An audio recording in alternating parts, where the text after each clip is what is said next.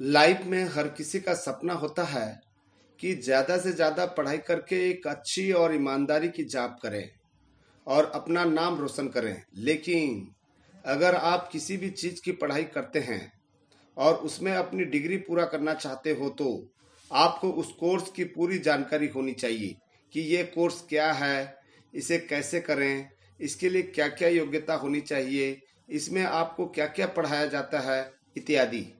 तो आज के वीडियो में हम आपको पूरी जानकारी दे रहे हैं जिनका नाम है पीएचडी। तो आखिर में पीएचडी क्या है, पूरी जानकारी यहाँ पर हम वीडियो के माध्यम से बता रहे हैं। पीएचडी कैसे करें, इसका फुल फॉर्म क्या है, पीएचडी की पढ़ाई करने के लिए क्या योग्यता चाहिए, पीएचडी में कौन सी कोर्स चुनें, इसमें क्या क्या पढ़ाया जाता है, ये कोर्स कितने साल का होता है और इसकी फीस कितनी है। पीएचडी एक बहुत ही पॉपुलर कोर्स है, ध्यान दीजिएगा। पीएचडी एक बहुत ही पॉपुलर कोर्स है जिसे करने के बाद आपके नाम के साथ डॉक्टर का टाइटल लग जाता है, जो कि बहुत ही गर्व की बात है। लेकिन इस कोर्स की पढ़ाई इतना आसान नहीं है। इसके लिए आपको काफ़ी मेहनत के साथ सब्र भी रखना होगा, क्योंकि इस डिग्री कोर्स को आप डायरेक्ट नहीं कर सकते। इसके लिए आपको स्कूल कॉलेज पास करना होता है, तभी आप इस पीएचडी डिग्री कोर्स के लिए एलिजिबल होंगे। तो चलिए हम आज जानते हैं कि पीएचडी डिग्री कोर्स कैसे करें, इसके लिए क्या क्या एलिजिबिलिटी है। सबसे पहला जो हम यहाँ पर आपको बताएंगे, पीएचडी क्या है पूरी जानकारी देंगे। पीएचडी का फुल फॉर्म क्या है, पीएचडी कैसे करें, पीएचडी के लिए योग्यता क्या चाहिए, पीएचडी किस चीज़ के लिए होता है, पीएचडी कितने साल का होता है, पीएचडी की फीस कितनी होती है, पीएचडी करने की क्या फायदे हैं, ये समस्त जानकारी इस वीडियो में हम आपको बता रहे हैं। पीएचडी जिसका फुल फॉर्म है डॉक्टर ऑफ फिलोसॉफी, जिसे हम शॉर्ट और सिंपल भाषा में पीएचडी या फिर सबसे हाईएस्ट डिग्री के नाम से जानते हैं। एक उच्च यानी हाईएस्ट डिग्री कोर्स है जो कि पूरे 3 साल से लेकर 6 साल तक का होता है। इस कोर्स को पूरा करने के बाद यानी पीएचडी की डिग्री पूरी करने के बाद आपके नाम के आगे डॉक्टर लगाया जाता है, यानी कि आपको डॉक्टर साहब कह के बुलाया जाएगा। ये एक डॉक्टरल डिग्री है। अगर आपको किसी कॉलेज में एक प्रोफेसर या लेक्चरर बनता है तो ऐसे में आपके पास ये डिग्री होनी चाहिए, तभी आप एक प्रोफेसर बन सकते हैं। या फिर आप चाहें तो रिसर्च या फिर एनालिसिस भी कर सकते हैं। अपने सब्जेक्ट में इस कोर्स को करने के बाद आपके पास किसी भी एक सब्जेक्ट का पूरा भरपूर ज्ञान होना चाहिए, यानी आप एक एक्सपर्ट कहलाएंगे। लेकिन पीएचडी करने के पहले आपको किसी भी सब्जेक्ट में मास्टर डिग्री पूरी करनी होगी, वो भी 55% मार्क्स।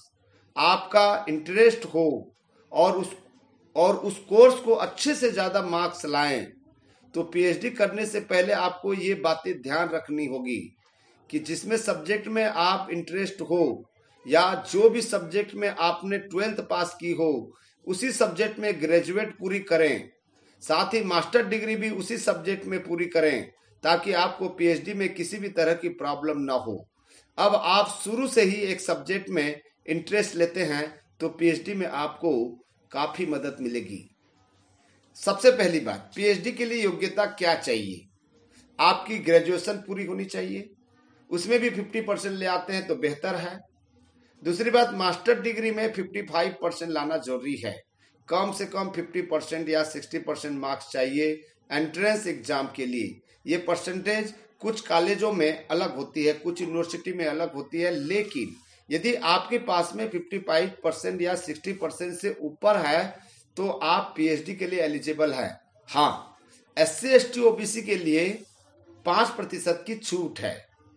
तो यूजीसी के नाम के हिसाब से हम आपको बता रहे हैं कि SC ST OBC के लिए 50% होनी चाहिए।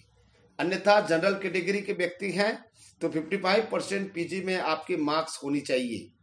यहाँ पर पीएचडी कोर्स करने के क्या क्या फायदे हैं, देखिए।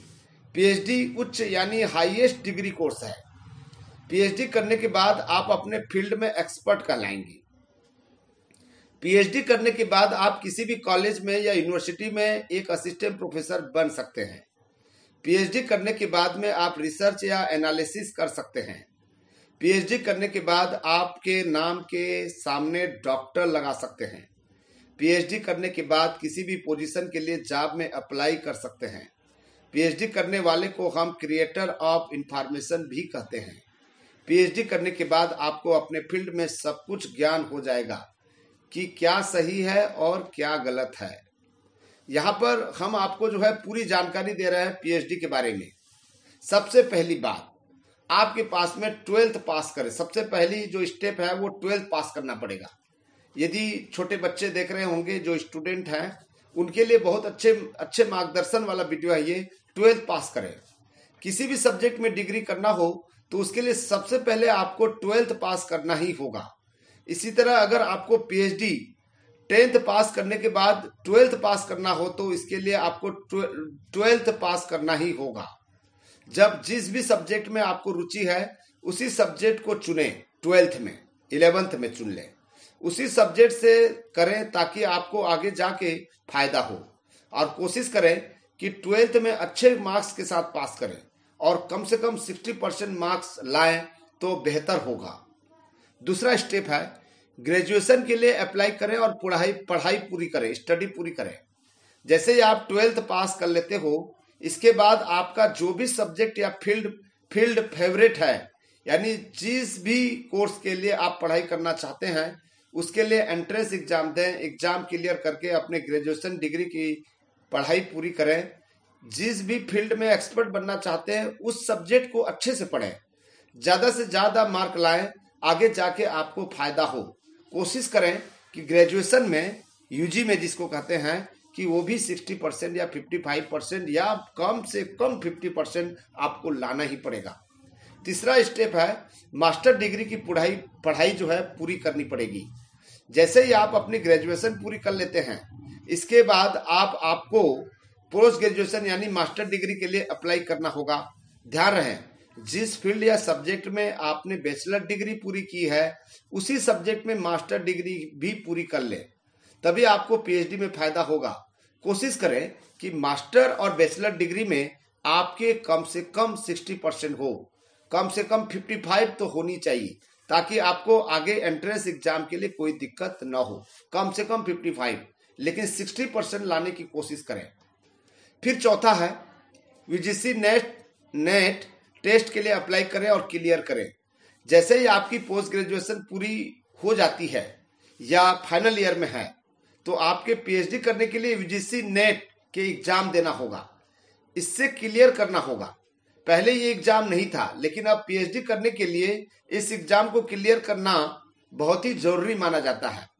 और कोशिश करें कि जेआरएफ क्लियर करें, और जेआरएफ करने के बाद जब पीएचडी करेंगे तो आपको अच्छी खासी फेलोशिप मिलेगी, यानी कि 30-40 हजार रुपया पर मंथ, वो भी 5 साल तक मिलता रहेगा और पीएचडी करने में बहुत ही सुविधाजनक होगा। तो इसलिए पीजी करने के बाद में यूजीसी नेट की परीक्षाएं दें और उसमें जेआरएफ क्लियर करें। फिर 5वां स्टेप है पीएचडी के लिए एंट्रेंस एग्जाम क्लियर करना पड़ेगा।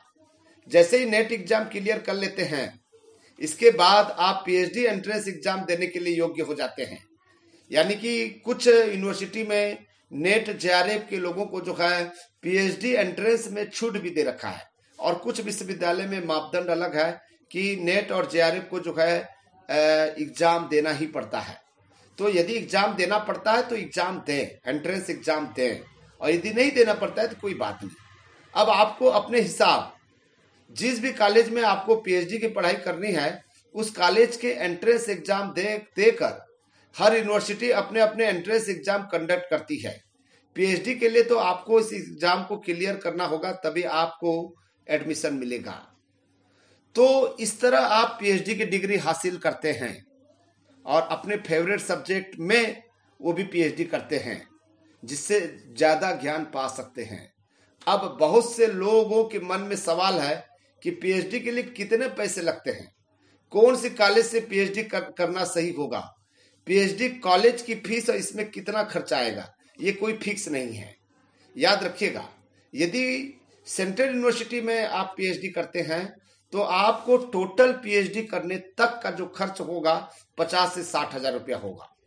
यदि स्टेट यूनिवर्सिटी में आप पीएचडी करना चाहते हैं, वो भी गवर्नमेंट यूनिवर्सिटी में, तो आपको 70 से 80 हजार रुपया पूरा पीएचडी में खर्च आएगा। और यदि प्राइवेट यूनिवर्सिटी में आप पीएचडी करना चाहते हैं तो 4 से 5 लाख रुपया लगेगा।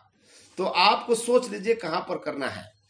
मैं यदि मुझसे सलाह मांगते हैं तो मैं हमेशा सलाह देता हूं कि सेंट्रल यूनिवर्सिटी में आप पीएचडी करना चाहिए, जहां पर सुविधाएं बहुत ज्यादा है, फीस कम है, सुविधाएं ज्यादा है। उसके बाद में स्टेट यूनिवर्सिटी में आपको पीएचडी के लिए ध्यान देना चाहिए। ये थी हमारी महत्वपूर्ण जानकारी आपके लिए। आपको पूरा विश्वास है कि ये आपको समझ आ गया होगा। यदि समझ आ गया होगा तो दूसरे भाई को लिए भी जो है शेयर कर दीजिए, लाइक कर दीजिए। साथ ही साथ आप हमारे वीडियो को देख रहे हैं और सब्सक्राइब नहीं किए हमारे चैनल को तो सब्सक्राइब भी कर लें। आपके लिए फायदे ही फायदे होगा। इस तरह की जानकारी हम आपको उपलब्ध कराते रहेंगे। साथियों, ये थी हमारी प्रयास कैसा लगा आप कमेंट्स बॉक्स में लिख कर जो है जरूर दे सकते हैं। थैंक यू, नमस्कार, जय हिंद।